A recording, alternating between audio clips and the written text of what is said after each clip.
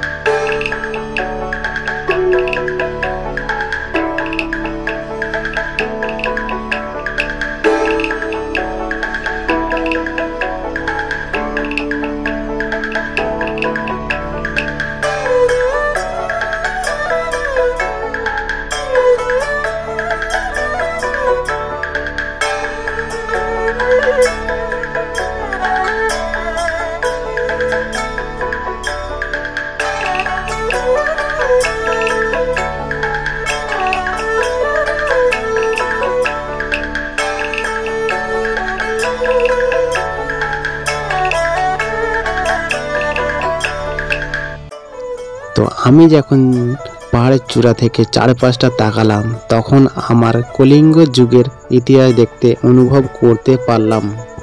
তোমরা যখন এই পাহাড়ের ওপরে আসবে, এই মন্দিরে, এই ধৌলগিরি মন্দিরে যদি তোমরা আসতে চাও, এখানে দেখতে হবে চারিপাশে যে রয়েছে মন্দিরটির চারিপাশে তোমরা দেখতে হবে ডিজাইন, দেখতে হবে নানা ধরনের ডিজাইন।